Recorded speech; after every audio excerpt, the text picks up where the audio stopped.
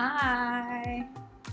Greetings Enculturation listeners. My name is Kate Firestone and I'm a third-year PhD student in the Writing, Rhetoric, and American Cultures program at Michigan State University. For the special issue of Enculturation on Asian American Rhetoric, I had the distinct honor of interviewing Dr. Haivan Hoang, author of the 2015 book Writing Against Racial Injury, The Politics of Asian American Student Rhetoric, put out by the University of Pittsburgh Press. Dr. Hoang is currently an associate professor of English at the University of Massachusetts Amherst. She directed the university's Writing Center from 2008 to 2010, as well as the writing program from 2011 to 2016. Her research interests include Asian American and Asian diaspora, composition and rhetoric, and critical race and ethnicity studies. So without further ado, let's get to the interview. I hope you enjoy, and thank you for listening. All right, so welcome Dr. Hoang. Thank you for being with us today. I will start with my first question, which is, how exactly did the project of this book develop? Well, to begin, I guess I was thinking about trying to think through what students of color experience in college in relation to writing. And I started with my own experience really of starting to think more about race when I was in college, and also to think about how I learned about the Third World Liberation Front strikes and arguments for ethnic studies when I was in college. So I decided to do an ethnographic case study of a Vietnamese American student organization that was politically oriented, in part because I felt like they were self-sponsoring so much rhetorical activity and literary activity. I wanted to know why. I thought that there's something that people in writing studies could learn from that. The second question was, what challenges did you face as a researcher bringing writing against racial injury into fruition, and how did you address them? And I'm specifically interested in the challenges of doing this work as an Asian American scholar, but any challenges to work as well. Okay, I'd say that there were two major challenges. So one is certainly that, and I'm sure this resonates with anyone doing archival work, is there was just a dearth of material to look at. As I write in the book, I am really interested in racial formation as an iterative process over time. And so how do Asian Americans get racialized within the context of reading and writing and other kinds of rhetorical activity? But when that documentation is not there, it's hard to trace that iterative activity. So I tried to address that by, one, focusing on Asian Americans as opposed to solely Vietnamese Americans. And I think that made sense given how the Vietnamese American student group self-identified as being part of a continuation of Asian American movements that started in the 70s in U.S. universities. I also tried to contextualize historically the bits and pieces that I could find about Asian Americans' literacy practices and literacy education. That did mean that the scholarship leaned a little bit more to the West Coast, and also more Chinese and Japanese American, to some extent Filipino experiences. A second challenge was, I think, in the book proposal and figuring out who might publish this, how might this resonate with some groups, how do I want it to resonate with certain groups. One of the big challenges is, publishers asking, well, how will this be relevant to a wider population, i.e., we don't want only Asian Americans to read it because honestly there aren't that many in the field. Right. So that was hard because I wanted to retain the focus on Asian American participants in the study. And I did want it to be relevant to others, but I think whether people in our field perceive it as relevant to their work is another question. Yeah. So that was certainly tricky. Okay, awesome. So then my third question is, you argue in Writing Against Racial Injury that history is an important component of literacy. And I would definitely agree. And did you begin this project with specific histories of literacy in mind? You kind of already addressed this a little bit in the last question, but the Lau v. Nichols and all that stuff. Like, did you kind of begin knowing you wanted to look at those things, or did your research kind of take you there?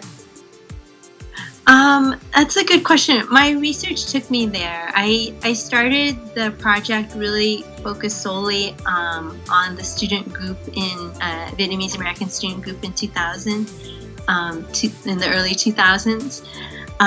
And I think once I finished that part, which was my dissertation, I felt like I needed to look at how they came to understand race in the way that they did.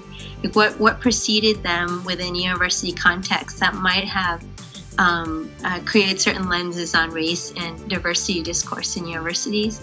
And so I felt I need to go back in time and try to capture that unfolding, whether those particular students were conscious of that or not. Yeah. So I did draw on quite a few histories. So one certainly was, thinking about Asian American activism.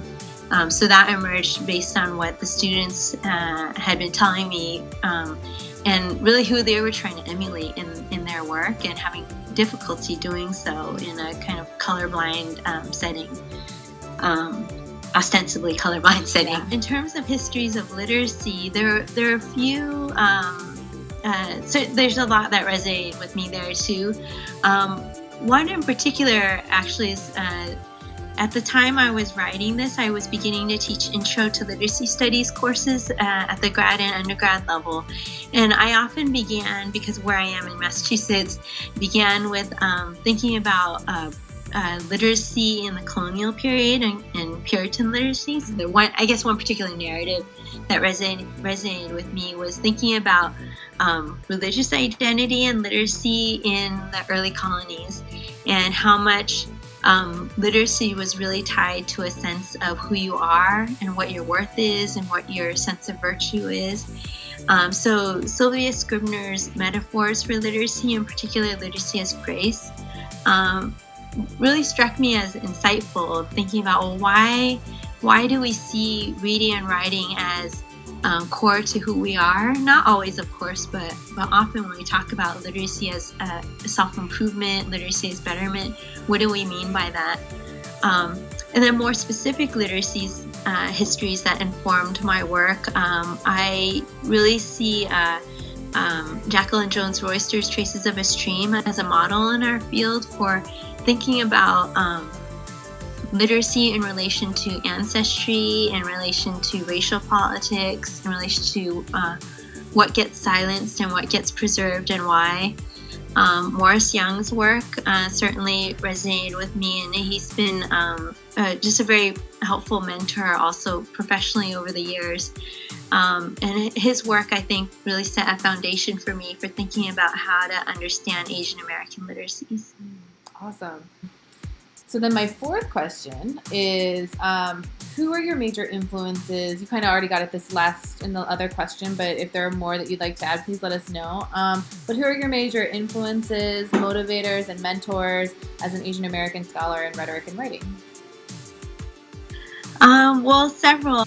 Everyone in the Asian American caucus, in particular Lu Ming Mao, Morris Young, and Therese Momberg, who were supportive on multiple levels. I rely on their scholarship extensively, and also professionally, they've just been really supportive over the years.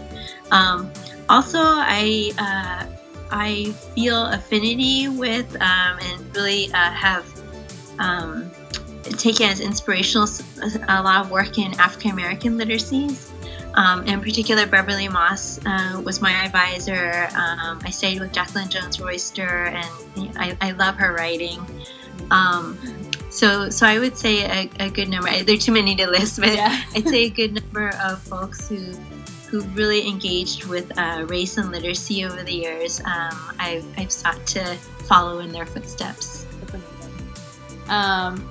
So then the final question is, what can we in the field look forward to from you in terms of your future work?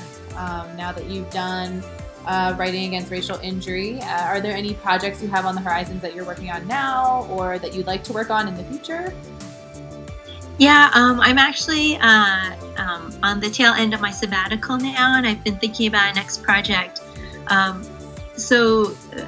Right after Writing Against Racial Injury was published, I started directing the writing program for 5 years and worked closely with teachers of first-year writing, and we have a junior writing in the disciplines course here at UMass. My next project, I'm still at the very beginning stages of it, is looking at how race informs WAC and WIT work. Okay.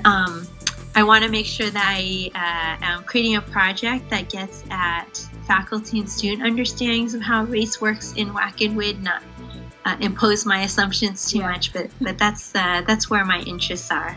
Awesome. So is there, I guess I'll wrap up by asking you, is there anything else that you would like Enculturation readers or listeners to know about Writing Against Racial Injury before they read your book? Or if there's not, that's okay. Yeah, not in particular. I mean, I really appreciate your including me as part of this collection. You're reviewing my work. I think it's nice to be placed alongside others whose work I admire. I'd be interested in readers really thinking about the dialogue between the various works being reviewed in this special issue.